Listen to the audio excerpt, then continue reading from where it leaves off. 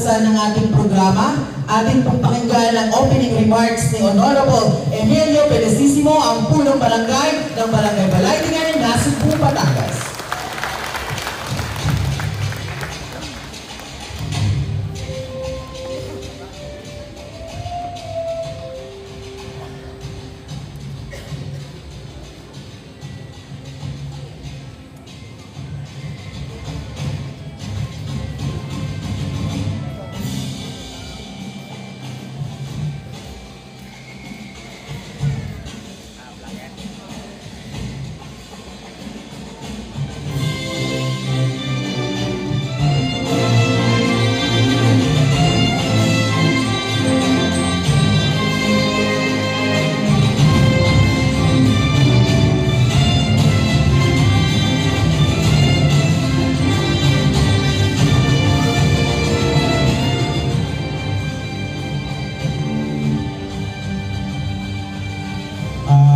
Magandang araw po sa ating lahat.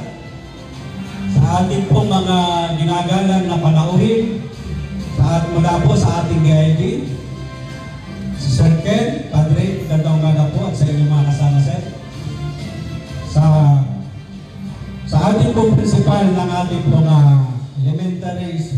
Barangay Elementary School, Sir Michael, gandang umaga po. Sa ating pong National High School, Sir Joel, magandang umaga po. Sa atin po sa Punta Puego, si Ma'am Tere, magandang umaga po. Sa atin po sa Tally Beach Homeowners Group, Katog, si Sir Noel Inglis, magandang umaga po. Ganda yung pinito nyo, Inglis. Opo. Sa inyo po lahat, mga functionary, sa lahat po ng Barangay Tanod, na naandito, lahat po ng taga-barangay na nakiisa po sa ating gaganaping SOBA, ay maraming salamat po. Malugod ko po kayong pinabati at tinatanggap sa ating Barangay Assembly, sa ating Assembly dahil para ikalawang semestre ng 2025. Ang pagtitipong ito ay pagkakataon natin lahat na makibahagi sa ating usaping mahalaga at kaugnayan ng ating barangay. Tema, araw ng pakikibahagi, solusyon at aksyon ang ating tatalakayin ngayong Barangay Assembly. Naway maging inspirasyon ito para sa bawat isa na makilaho ng aktibo at magbahagi ng mga idea at mungkahi.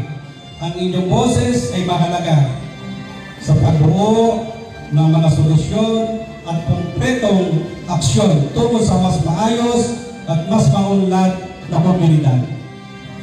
Bilang inyong punong barangay, pinagmamalaki ko ibahagi ang mga proyektong ating naisakatuparan at mga planong pagpapatuloy natin at isusulong. Lahat ng ito ay bunga ng ating pagtutulungan at malasakit para sa karapatan at pakanan ng bawat mamamayan. Maraming salamat po sa inyong presensya at pakikiisa. Mabuhay ang ating barangay, mabuhay ang bawat isang mamamayan. Magandang araw po ulit sa inyo lahat.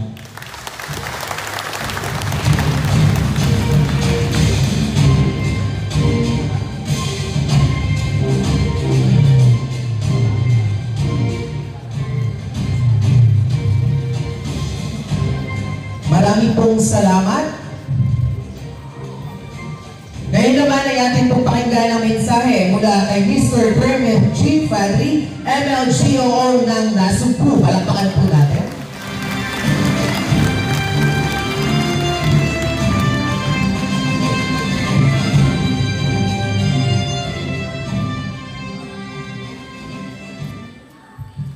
Sa ating kagalang-galang na kapitan, sa ating mga konsehal ng barangay, syempre sa ating SK chairperson at sa kanyang mga SK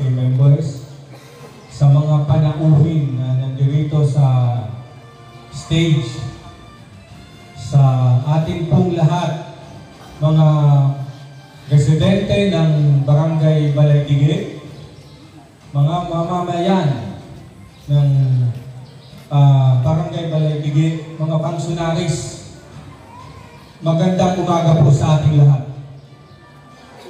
So, pagpasensya nyo na po at naiiba po ang aking suot sa suot nila dahil ako po ay taga Cavite, so hindi ko po dala yung pangmalakasan kong barong. Okay, so ang mahalaga naman po ay yung mensahe ko pong ipapaabot po sa inyo. So tayo po ay nandito sa ating barangay assembly na kung saan isang magandang pagkakataon na maipaabot ng ating mga nanunungkulan ang mga accomplishments, ang mga plano, ang mga pinaggastusan ng pera ng barangay. At higit sa lahat, hanggat maaari sana kung meron mang issues na dapat nating ipaabot sa ating mga nanunungkulan, ito na po yung tamang plataforma o pagkakataon para po sama-sama nating mapakinggan. Ika nga sa tema ng ating barangay assembly na makikita sa ating tarpaulin, Araw ng Pakikibahagi, Solusyon at Aksyon, ating talakay ngayong barangay assembly.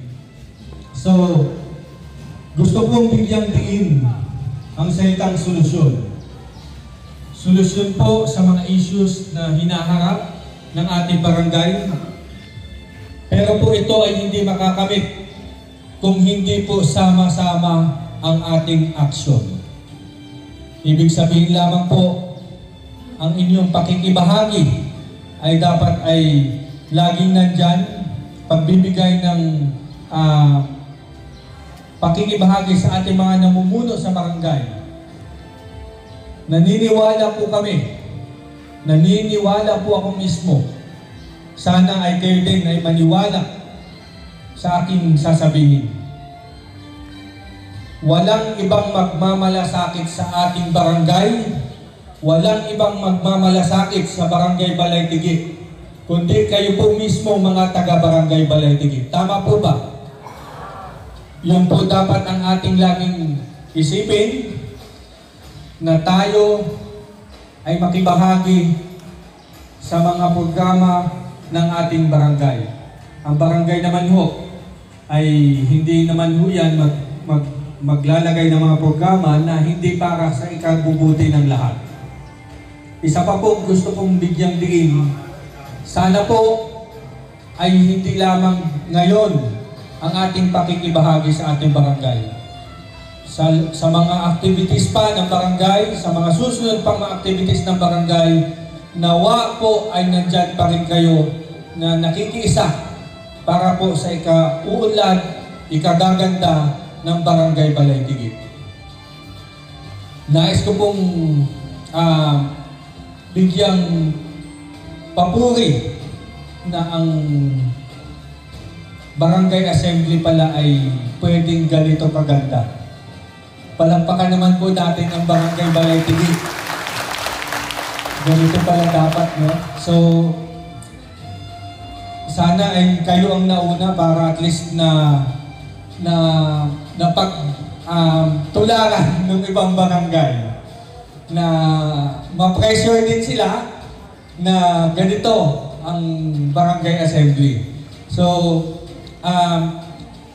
ika nga, save the best for last. So, last day ng October, 31 na po ngayon, minabuti ko pong umattend dito para at least masaksihan ang barangay assembly. Nakakahiya naman kay Kap kung hindi mapuntahan ang barangay Balaytigi. So, kudos sa napakagandang ating barangay assembly. Nawa ay matularan kayo ng ibang barangay na ganito po pala kaganda ang ang barangay assembly pala ay may igaganda pa. So, sa ganitong paraan po, nabibigyan po natin talaga ang pagpapahalaga sa ating mapapressure din ang ating mga mag-report ng kanilang mga accomplishments dahil siyempre may corsage pa kami. So, yun po. Mabuhay po ang Barangay Baligtigi. Magandang umaga po sa ating lahat. Maraming salamat po. Magandang umaga po sa ating mga bisita na naririto ngayon, sa kabataan, sa konsehal. Magandang umaga po. At sa mamamayan ng Barangay Baligtigi, magandang umaga po sa inyo. Bilang Pangulo ng BHW, naririto po ang aming mga nagawa at ginagawa hanggang sa ngayon. Ano po? Meron po tayong pagbabakuna para sa mga batang sanggol pa lamang ay binabantayan na ng mga BHW para masubaybayan ang kanilang mga turok hanggang sa sila ay mag-isang taon. Ano po? Ito po ay mga batang 25 hanggang 30 na sanggol ang binabakunahan natin sa loob ng isang buwan. 2 beses po natin itong ginagawa sa loob ng isang buwan. Ngayon naman, ang sumunod naman po ay ang AP, pagpapatingin o pagpapacheck up ng mga buntis. Meron po tayong mga 25 na buntis buwan-buwan na nagpapacheck up sa ating health center. 2 beses din po natin itong ginagawa dahil para mabigyan ng tsansa yung mga hindi nakapagpa-check up sa unang linggo ng buwan. Ngayon naman po ay meron din po tayong tinatawag na sadyang bata. Ito po ay ang samahan ng mga diabetiko at na may alta presyon ng Batangas. Sila po yung mga umiinom ng maintenance. Sila po ay nasa 135 na nakalista sa aming health center na umiinom ng maintenance na gamot. Nagkakaroon din po tayo ng regular na pag-check ng sugar tuwing huling Biyernes ng buwan. At may mga pumupunta po na 25 hanggang 35 na mga residente upang patingnan ang kanilang blood sugar. Okay, ito naman po ang mga special nating nagawa. Nagkaroon po tayo ng medical mission na in-sponsored po ng Makati Medical Center Foundation by Ma'am Marta Chodoro po noong last June. Nagkaroon po tayo ng 565 na mga pasyente na nagpatingin doon. Kasama na po ang mga surgery, ang dental, at ang pagpapatingin sa mata. Ano po? Ngayon, patuloy po namin ginagawa ang pagpupurga sa mga batang 16 to 71 months. Ayun po ay ginanap noong June. Naka 553 po tayong bata na pinurga. Ano po? Ngayon, meron din pong vitamin A na ibinibigay sa 16 to 71 months. 600 na bata po ang ating nabigyan ng vitamin A. At ang pinakahuli po na ating ginawa ay ang SPI. Ayun po ang School-Based Immunization noong October 13 na 2025 na ginawa natin sa elementary school na meron tayong target na 83 na grade 1. Ngunit ang nabakunahan lang po natin ay 61. Kaya meron pa tayong 22 na babalikan para bakunahan at sana po ay masuportahan tayo ng ating mga guro doon. Ngayon naman po ay sa high school, meron po tayong 123 na grade 7 na target na dapat nabakunahan, ngunit 71 lang po ang nagpabakuna. Kaya meron pa po tayong 52 na grade 7 na babakunahan. Ayun po ay ating balikan at para po sila ay mabakunahan at nang magkaroon sila ng panlaban sa mga sakit, sa MR, measles, rubella at TB, tetanus, diphtheria. Ano po? Ayan na po. Ito na po ang mga ginagawa namin at gagawin po para sa mamamayan ng Barangay Balaytige. Ayun na po at maraming salamat po. Marami pong salamat, Ginang. Po yung oportunidad po ito yung napakalaki. Kasi nga po, ito po yung first time po na makakita po mga mamamayan ng Balaytige, Barangay Balaytige po. Ano ho? So, ang sir po ay bihira niyo rin makita maglalabas. Pagkagaling po sa bahay, para lang, bahay lamang po ang sir. So, muli po kayo nagpapasalamat. Hindi ko na po kahabat, baka kayo mapagalitan, makipabuhat ang sasabihin ng ating napakabuting barangay chairman. Isa lang po ang aking iiwanan. Ang tunay pong pinuno, hindi po yan sa salita nakikita, kundi po sa kanyang ginagawa. So, diyan ko po nakita si Kapitan. So, muli po, isang pinagpalang umaga at maraming salamat po sa ating lahat. Marami pong salamat, Ginoong Joel D. Abril. At para naman po, at mula naman po sa Balaytige Elementary School, palakpakan po natin Ginoong Michael D. Villaluna.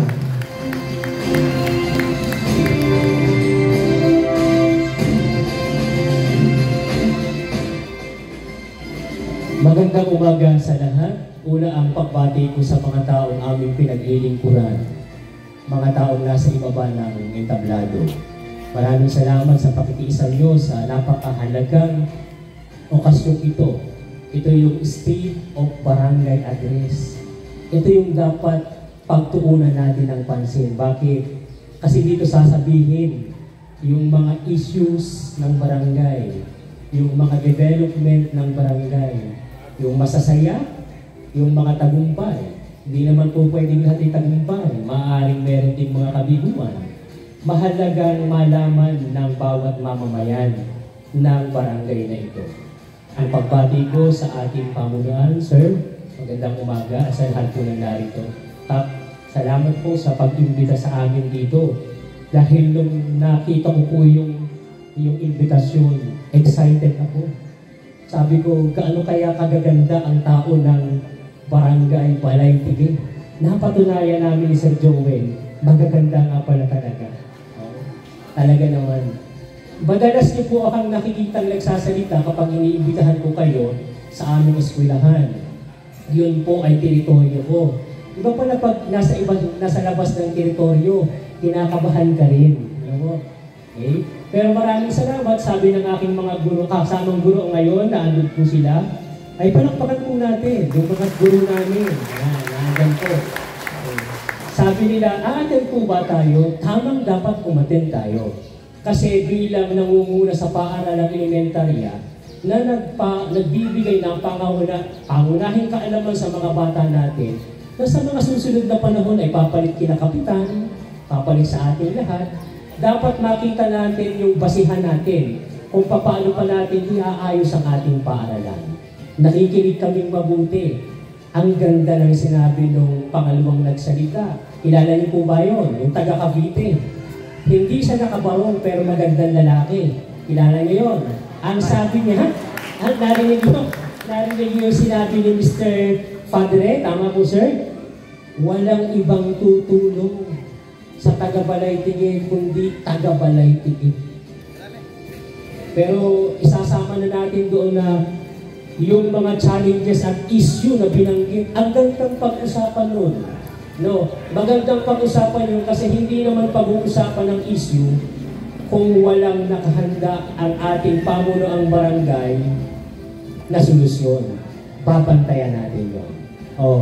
Sa mga susunod na minuto o oras ng ating pag-uusap, huwag kayong tutulog, huwag maglalayo ng isipan, mahahalaga pa ang kanilang sasabihin. Palakpakan po natin ang pamunuan ng barangay. Maraming salamat, magandang umaga sa inyo. Marami pong salamat, Ginoong Michael T. Villaluna. Kasunod naman po ay mula sa ating stakeholder, mula sa Punta Fuego Village Homeowners Association Incorporated. Palakpakan po natin, Ginang Teresa Puchon.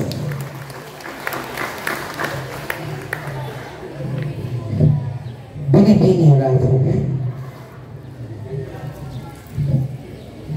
Magandang umaga po. Correction po, Maria Teresa Destresa.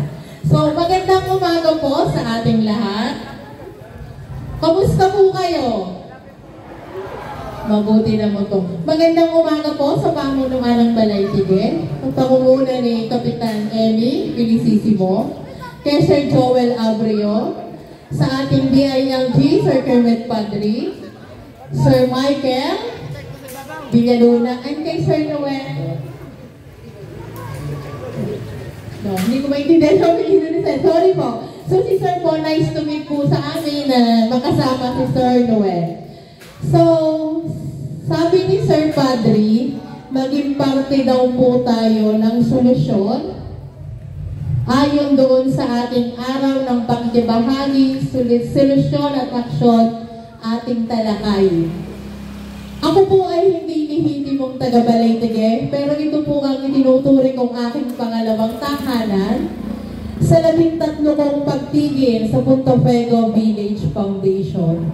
10 taon po ako'y nakatira sa staff house at nakilala ko na po ang karamihan sa inyo.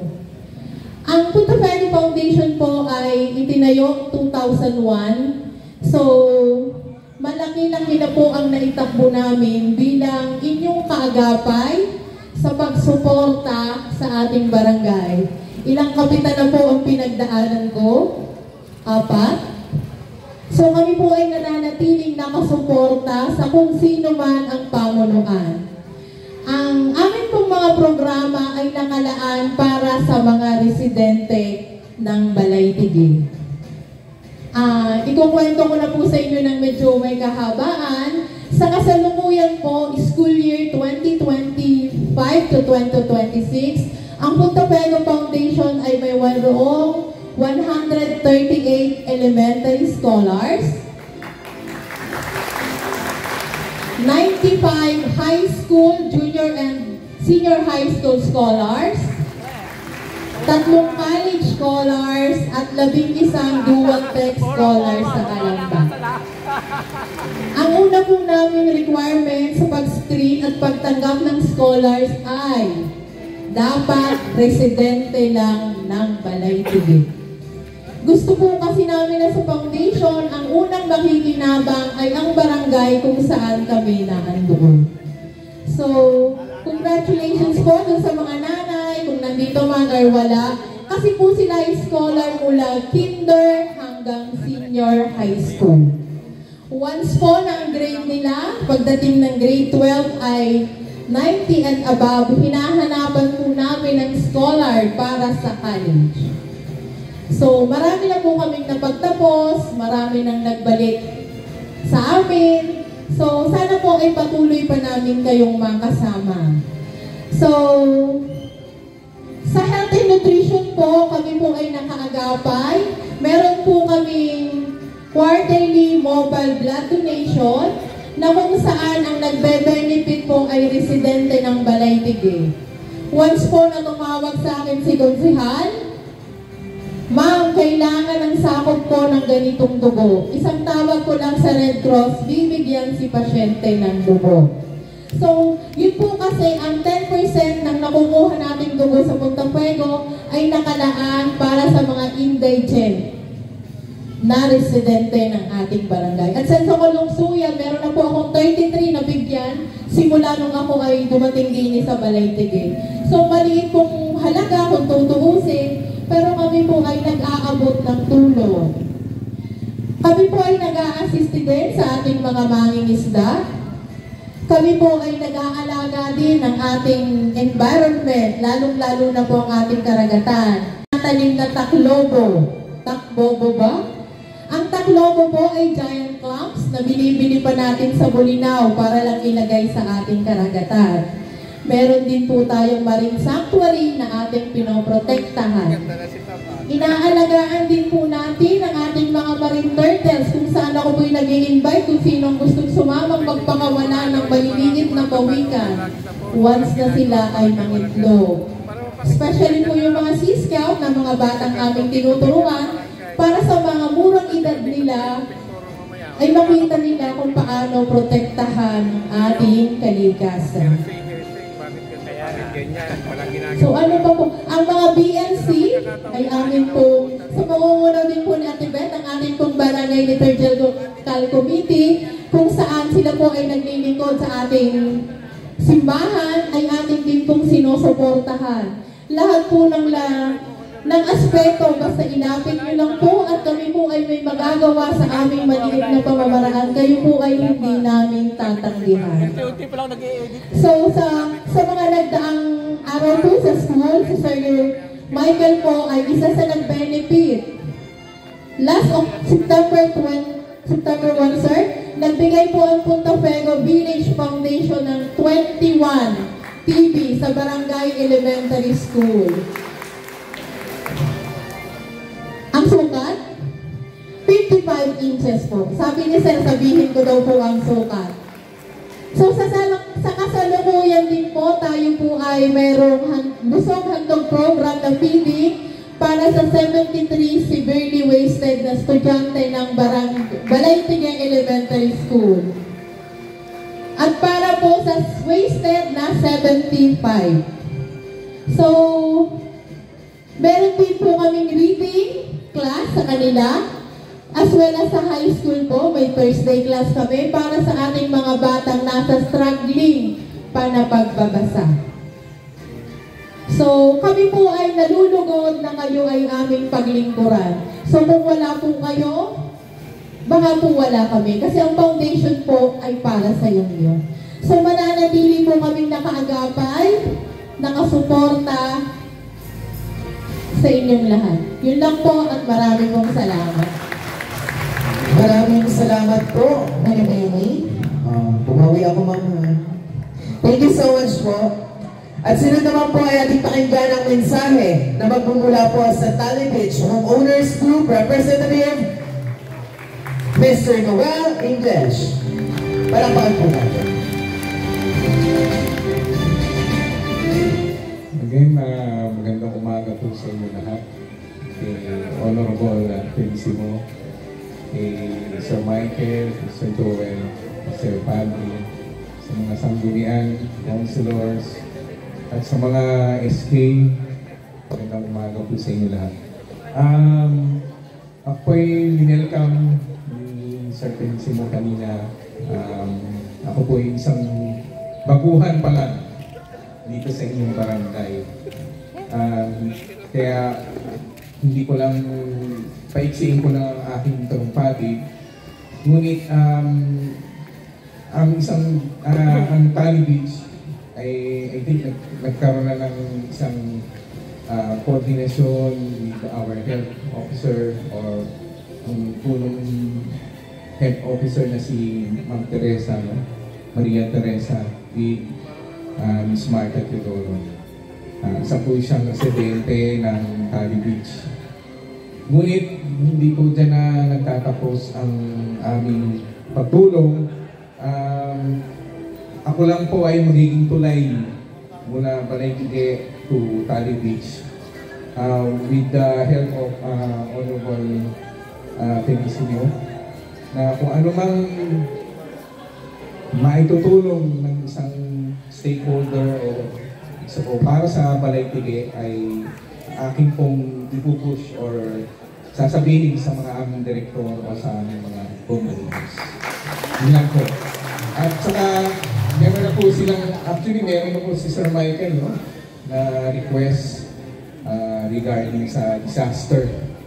So yun po ay aking tinutugunan sa mga aming mga homeowners na mag-contribute para dito po sa Balay-Tigay High School or Environmental sa kanilang pangangailangan. Yun lang po. Again, maraming salamat po. Maasa kayo na kami ay tutulong. Maraming salamat po, Mr. Noel from Tally Beach Homeowners Group.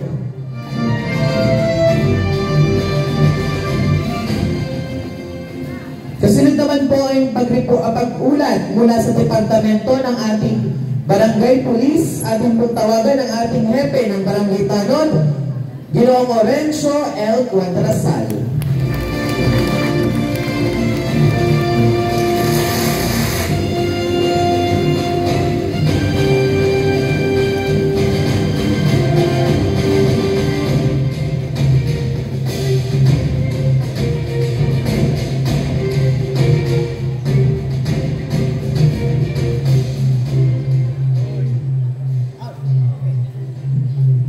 Magandang umaga po sa ating lahat.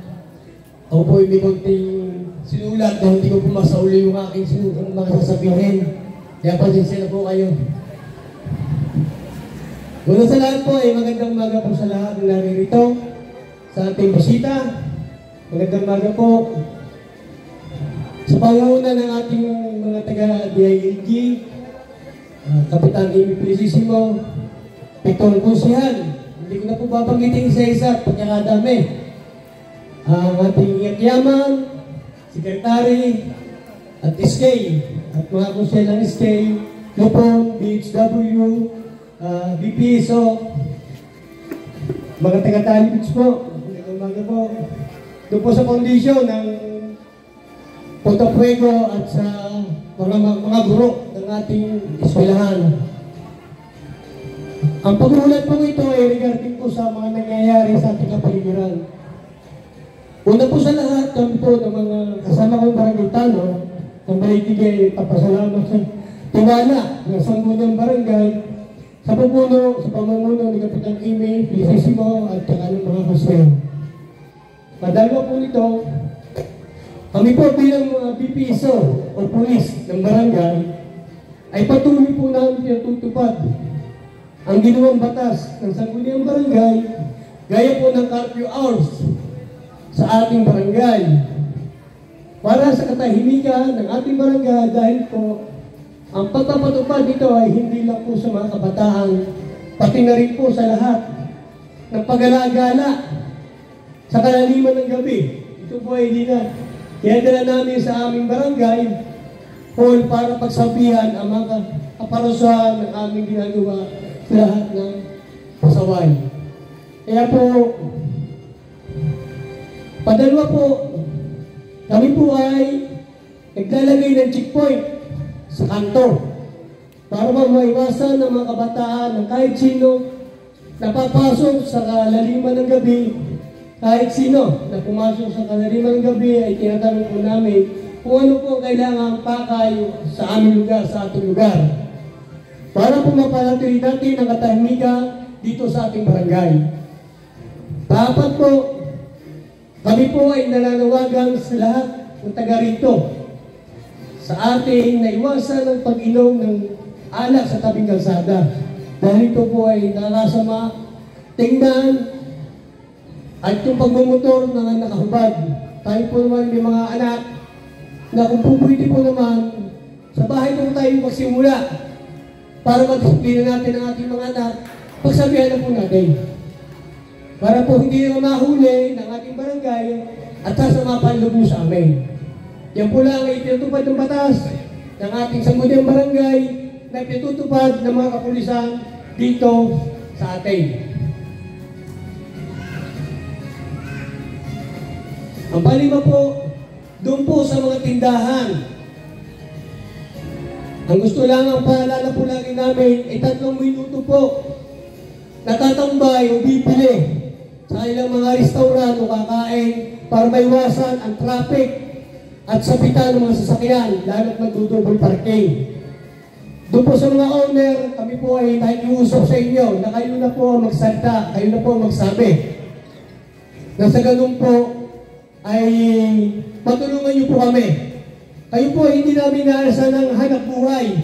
Ang gusto lang po namin ay maluwag na kalsada para sa lahat ng mamamayan na dadaan sa ating barangay.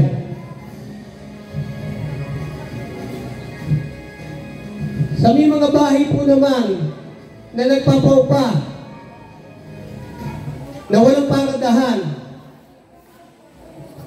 o garahe, kung maaari po ay hanap niyo ng paraan ang inyong border dali sa mga na mabigyan ng tamang paradahan ng kanilang mga sasakyan. Lalo tigit sa konstruksyon, magaling ba kung maliliit na sasakyan, kalalaki truck.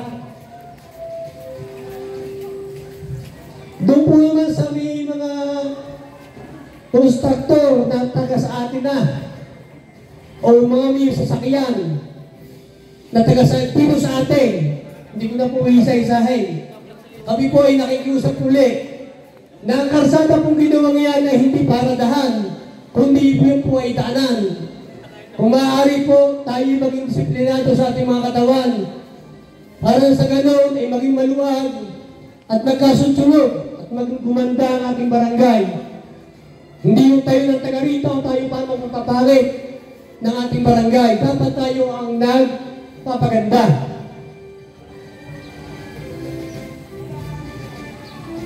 Doon po naman sa Bausi, regarding sa Bausi po, ang Bausi po hindi makakarating. Kaya po, malugod niyong pinaabot, ang mga sasabihin niya. Ako na rin po representative. Kaugnay po sa mga kasong rape, ay wala po tayo nagiging kaso ay naitatala itong mga nagdantaw. Malinis po. Patuloy natin sa pag-iobserba kapaligiran. Kami po ng mga taga-Bausi, taga-PPSO, hindi po namin nagagampanan ang aming mga tungkulin kung hindi po kami matutulungan. So sa camera, kayo po yung mga camera ng ating kapaligiran. Tulungan niyo po kami kung may kahinala sa inyo kayo nakikita sa inyong lugar o sa sityo. Pagbigay alam niyo po agad sa atin na magampanan po namin at matulungan kayo kagad. Hindi po yung magiging manghuhula kami, hindi po kami anak ng manghuhula. Ang malaking kaso lang po na nagiging problema natin ay ang mga kabataan na gumagala kung saan barangay na doon nahuhuli para makarpyo. Inyo na sa bahay pa lang po natin, tingnan po natin ang ating mga anak kung naririyan ba kompleto. Sabihan nga po tayo, yun yung aso, pusa, pag nawawala hinahanap. Iba ba nating mga anak? Sana naman po, tayo mga magulang, ang manguna. Padalwa lang po kami. Natutulong sa pagdisiplina at pag-aaruga sa inyong mga anak. Dahil wala po kami gagawin dito sa barangay Balintingin, kundi ang katahimikan, kapayapaan, para lahat po tayo maging masaya. Katulong po ng aming kapitan, mga konsihan, at ng SK. At 10 po ng mga BHW, kami po ay humihiling sa inyo mga magulang na kami po ay inyong tulungan. Hindi po namin magagampanan ang tungkulin ito kung hindi nyo po kami tutulungan. Maraming salamat po at magandang umaga po sa ating lahat.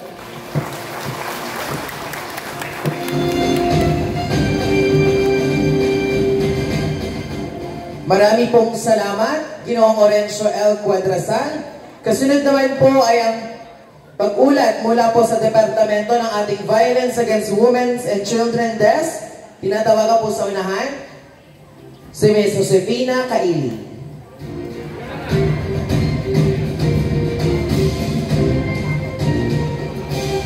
Kasunod naman po ay ang pag-ulat mula sa Departamento ng Office of the Senior Citizen Affairs. Tinatawagan po sa unahan si Ginang Elizabeth Sobremonte, Oscar President.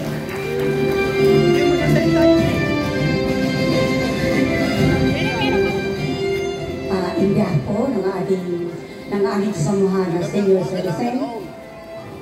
Sir, kayo lahat po, sir, hindi ko po isa-isahin ng aming kagalang-galang na Honorable Amy Felicissimo, DFLJ, Sir, at saka SE Chairman, at magigiting na mga konsyal natin ng ating barangay. At mga mamamayan, ang ating mga teachers, at ating mga senior citizens, nandito ba kayong lahat? Magandang umaga po sa ating lahat. Magandang umaga. Ako po ay nagpapasalamat dahil ikalawang imbita na po sa akin ng ating barangay na maging na magkakaroon po ng puwang na ako po ay magsasalita bilang senior citizens president po ng ating barangay.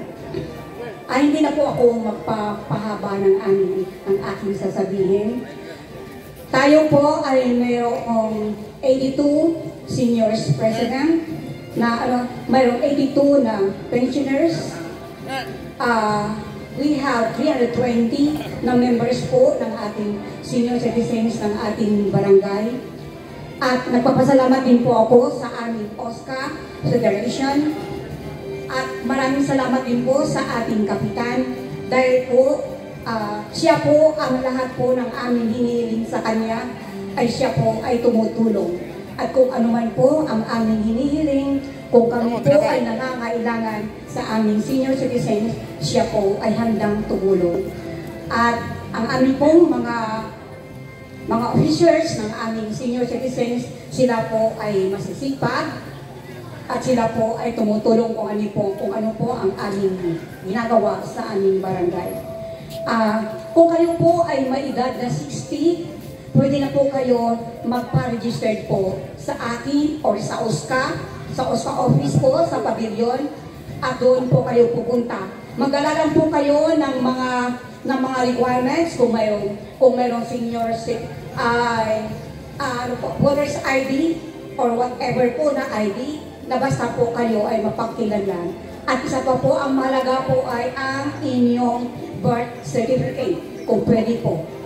At kayo po naman ay hindi na po namin kayo iimbitahan na monthly po tayo ay mayroong meeting sa ating barangay. Every second Saturday of the month po. Kaya tandaan po ninyo na tayo po ay mayroong meeting lagi buwan-buwan. Hindi ko na po pahabahan ang aking sasabihin at maraming salamat po. Maraming salamat po sa presidente ng ating OSCA, Ginang Elizabeth Sombrimonte. Maraming salamat po sa lahat ng ating mga tagapag-ulat. Tunay na nakapagbibigay inspirasyon ng inyong mga ulat at pagsisikap para sa ating barangay. Ngayon naman, narito na po tayo sa ating pinakahintay na bahagi, ang State of the Barangay Address 2025.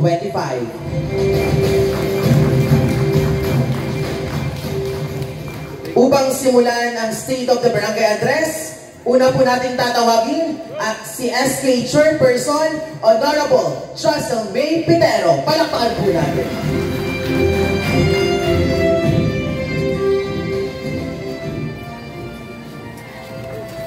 Magandang araw po sa inyong lahat, sa ating butihing DILG Sir Ken, sa ating Barangay Captain Emilio Felicissimo, at sa ating mga guest principal po ng high school. Magandang umaga po. Sa elementary po, Sir Michael, magandang umaga po. Sa Puntang Fuego po, isang pagbati, at sa Tally Beach po, magandang umaga po. Sa treasurer po ng barangay, sa secretary, at sa mga kabataang nanonood ng live, magandang umaga po. Sa mga opisyal ng Sangguniang Kabataan ng Barangay Balay-Tige, mga kabarangay at higit sa lahat sa mga kabataang patuloy na nagbibigay buhay at pag-asa sa ating pamayanan, isang makabuluhang pagbati po sa inyong lahat. Ako po si Jocelyn May Pitero, ang kasalukuyang SK Chairperson ng Barangay Balay-Tige. Sa araw na ito, aking ilalahad ang kalagayan ng ating kabataan at mga programang naisagawa ng inyong mga SK sa taong ito. Sa kabila ng hamon at kakulangan sa oportunidad, mga suliraning kinaharap ng kabataan tulad ng health, education, sports, pangkapaligiran at kawalan ng trabaho na natiling matatag, masigasig at puno ng pangarap ang Barangay Balay-Tige. Ang mga programang naitupad sa tulong ng SK Funds na ipagtulungan sa barangay at iba't ibang organisasyon na isagawa natin ang mga sumusunod.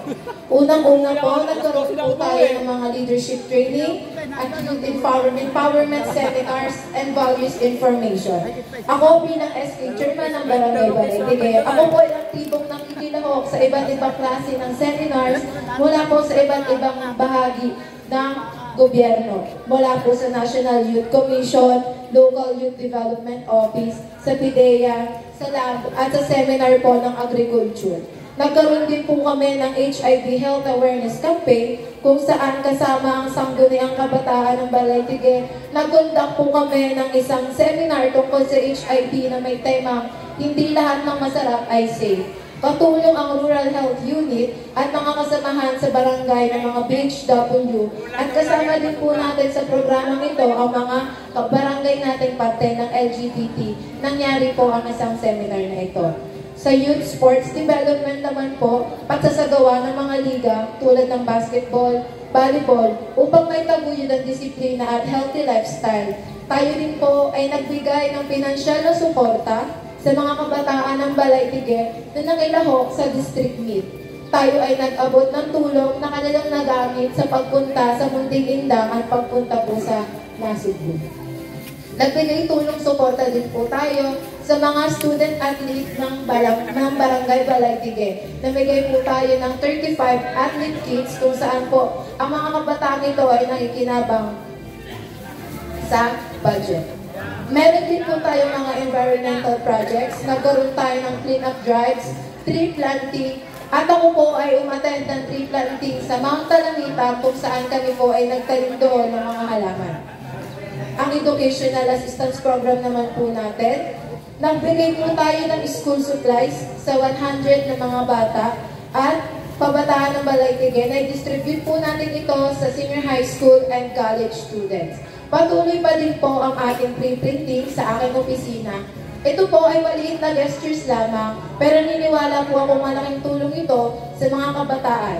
Nakipag-partnership din po ako sa Punta Fuego Foundation at sa school ng elementary, Barangay Balay-Tigue Elementary School, upang may sulong ang programang 1 Hour to Read a Whole New Youth Elite, kung saan nagtuturo kami ng mga kabataan mula elementarya hanggang high school sa pagbasa. Kagaya po ng sabi ng Punta Fuego Foundation, kami po ay kaagapay nila sa pagtuturo ng mga struggling readers po sa ating barangay. At masaya ko pong ipinaalam sa inyo na ang ating pong November at December ay may mga upcoming projects pa po, tulad po ng livelihood trainings para po ito sa mga OSY at sa mga single moms na mga kabataan din po na walang trabaho. Magkakaroon po tayo ng livelihood training programs kung saan po magtuturo ang agriculture ng pangkabuhayan tulong sa kabataan. Mamimigay din po ang kabataan ng go bags kung saan di natin alam kung kailan darating ang sakuna at magkakandak din po tayo ng awareness seminar para po sa kabataan pagdating po ng mga gantong eksena. Ito na po ang hinihintay ng kabataan. Magpapasa na po ako ng approval sa kapitan. Tayo po ay magkakaroon ng liga ngayong November po. Tapos po, magkakaroon din po tayo ng partnership sa Milo Philippines po. Hindi po naging madali ang lahat. May mga limitasyon po sa pondo, may mga programang hindi nakaisituparan sa tamang oras. Ngunit hindi po tayo tumigil. Sa halip, tayo naging inspirasyon at lalo nagsumikap upang magplano ng maayos.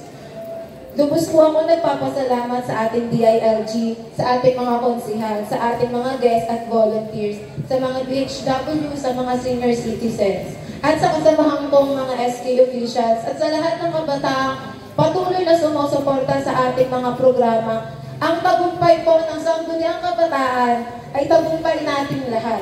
Sa magulang po ng mga kabataan at higit po sa magulang po at sa lahat ng magulang ng mga SK na mga SK councilors po. Salamat po sa lahat ng suporta at gabay na lagi niyo pong binibigay.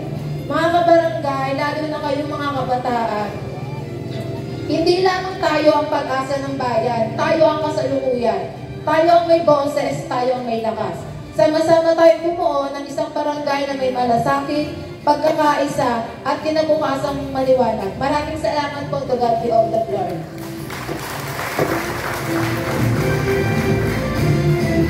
Maraming